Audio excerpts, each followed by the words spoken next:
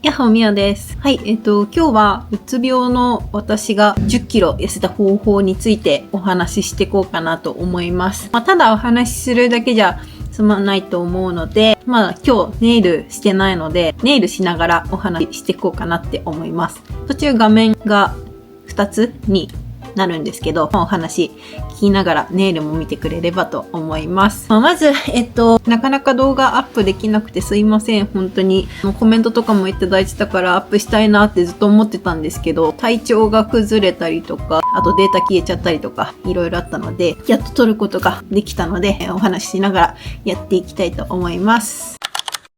うつ病をね、患っているっていうところで、うつ病の人って多分多いと思うんですけど、薬の副作用とかで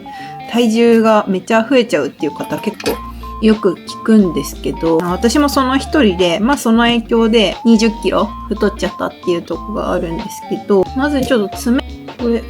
甘皮処理しようかなって思います。最近ケアしてないから。嘘でしょ。水こぼしちゃった。ダメだ。こういう注意欠陥的なとこも本当に直したいんだけど、ADHD だから治んないんですよね。は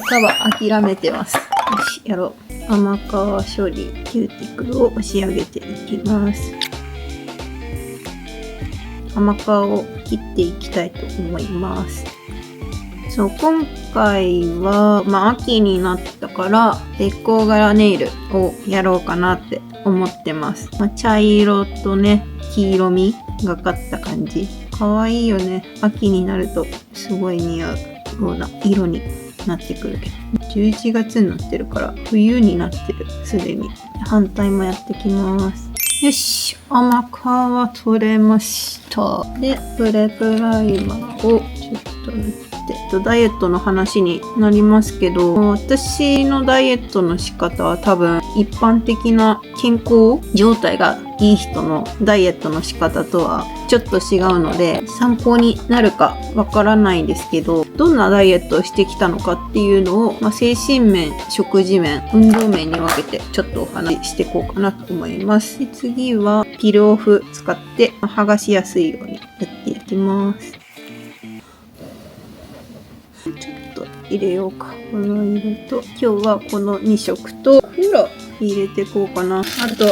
フォローも入れようかなって思うので、この金色のやつね、使っていこうかなって思います。そうこうしてるうちに乾いてきたから、ベースを塗っていこう。本題、ちょっと戻ろうかな。まず、精神面3つの中で、一番大事かなって思いました。うつ病あるなし関係なしに精神面が整っていないと、まずダイエットのスタートラインに立つことが難しいのかなって思いました。なぜならばダイエットってやっぱり自分に制限かけていくものだから、それなりにストレスはかかると思うんですよ。食べたいものも少し我慢しなきゃいけないとか、運動も今までしてなかったことを少し取り入れなきゃいけないとか、いろいろね、今までの生活より負荷がかかるっていうようなことがあると思うんですよね。で、そうなった時に、負荷がかかった時にやっぱり精神が安定してないと、新しい負荷がかかってそれに耐えられないような状況が起きてしまう。そういう状況が起きてしまうから、精神が整ってないと、やっぱダイエットすること、どんなにいい方法をとっても難しいのかなって思いました。実際私も去年の夏ぐらいからかエステに通ったんですけど、エステに通って大掛かりなエステをやったんですけど、それでも結局痩せることできなくて、むしろ太っちゃったっていうような結果になっちゃって、よし、じゃあこれちょっと乗せていく。そんな感じでエステに行って科学の力を用いてでもうまく痩せることできなかったっていうね。結局精神が、落ち着いたのが、ずっと続けていた教員を辞めた、自分のいろいろコンプレックスとか解放されたっていうのかなっていうのがあって、そこでなんか精神面が安定して過食をするっていうことがなくなった。私の場合は精神が不安定になると過食に走ってたんですけど、それがなくなったから食生活が安定してうまくダイエットができるようになったっていうとこですかね。現に今同じ薬飲んでるんですけど、食欲は多分出やすい薬なので、食欲はもちろんあるんですけど、過度な食事をとるっていうことがだいぶ減って、精神的にも食べちゃったみたいなこともなくなって、そういう意味のストレスも減ったので、良かったかなって思ってます。これ、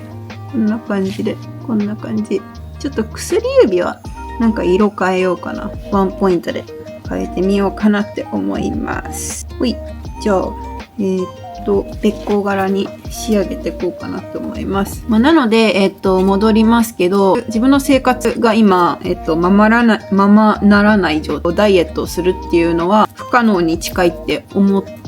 た方がいいかなって思います。まずは、太ってる悩みっていうのももちろんあると思うんですけど、そこはとりあえず置いといて、自分の精神を安定する方法をまず見つける。それができてからダイエットを始めるっていうのが大事なのかなって思ったので、私はそこを一番ダイエット頑張りたいって思ってる方いらっしゃったら、そこを大事にしてほしいかなって思います。かわいい。黒もね、ちょっと乗せてって。かわいい。こんな感じで。例えば、私がメンタルを整えられたのは、こうやってネイルスクールに通ったっていうのも大きいかなって思います。自分がやりたいことをちょっと見つけて、食に走るんじゃなくて、なんか別の、ね、自分のやりたいこととか、興味のある方向になんか、気持ちを向けてやってみる。気持ちを、欲求の方向を変えるっていうんですかね。それも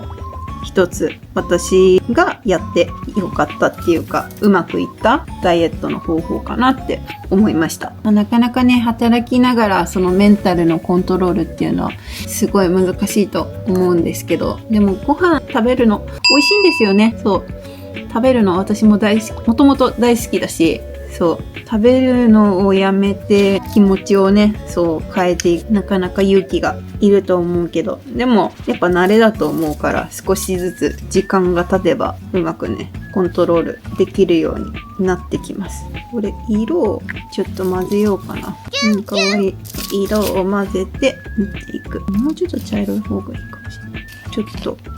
黒。こんな感じ。意外とこの茶色だけでもいい気がしてきたな。薄くいきたい。でも伸ばせばどうだろうか。こんな感じだね。かわいい。ちょっとこの茶色を足していくのもいいかもしれない。次は、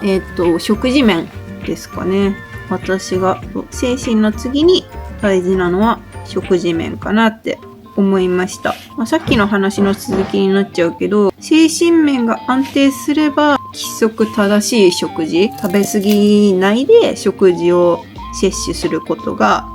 できる。そこを気をつけていくのが大事なのかなって思いましたね。あと私が気をつけてたのは、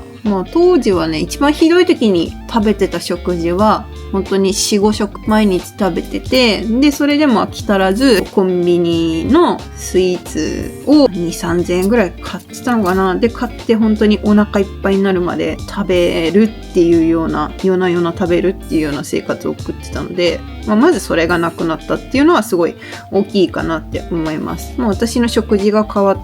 た部分では、お腹空いた時だけに食べるようにしました。だから1日3食も食べる時もあれば、1食2食っていう時もあります。今まではなんか満たされない欲求をなんかご飯を胃に突っ込んでなんか満たされたような気分になるために食事をとったんですけど、そういうのをやめてお腹空いた時だけ、あとは食事前に大箱を飲むとかサプリメントを取るとか、本来であれば3食毎日しっかり取るのがすごい健康的にはいいと思うんですけど、私の場合うつ病になってから固形物を朝取るのがすごい苦手になって、健康な人と同じような生活を無理やり送るとまたそこもストレスがかかるなって自分でも自覚してるので、そこは本当に無理せずに食べたい時に食べるっていうような感じで、食べる時間も22時超える時もありますし、無理のないようにやっていくっていう感じですかね。見てかわいい。どうですかね。そうですね。あとは朝食べないにしても、水分は、昔より取るようになりました。1日朝は本当に500から1000ミリお水を飲んで、で、その後も、あと500、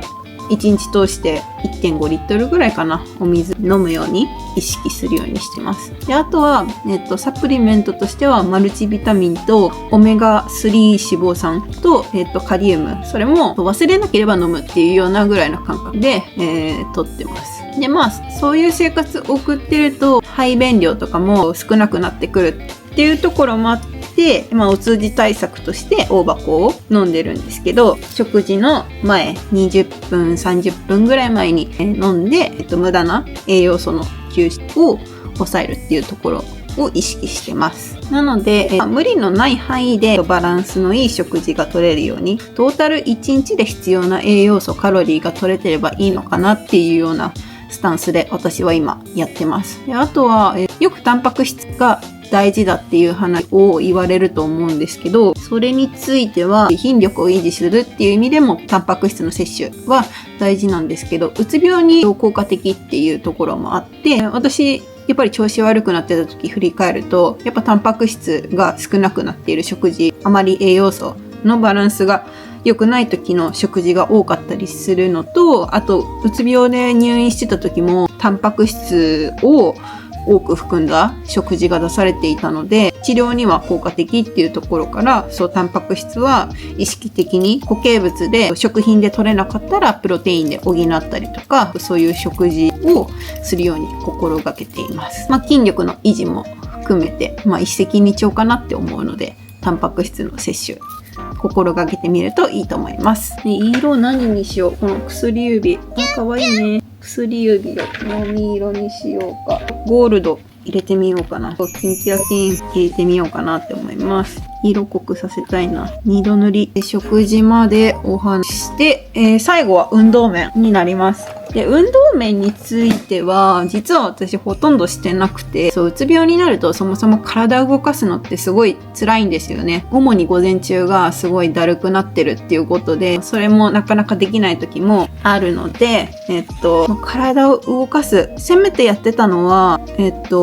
高校の母校でやってた自校体操っていう、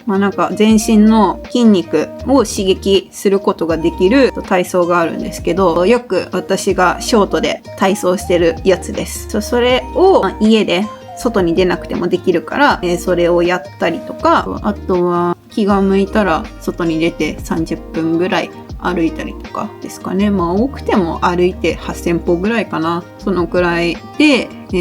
無理のないような形で体調を崩さない程度に続けてやってます。で、あとは運動前にカルニチンを摂取して脂肪燃焼効果を促してやってますね。片手できたので右手もちょっとやっていきます。スキップ。はい、ということで完成しました。じゃん。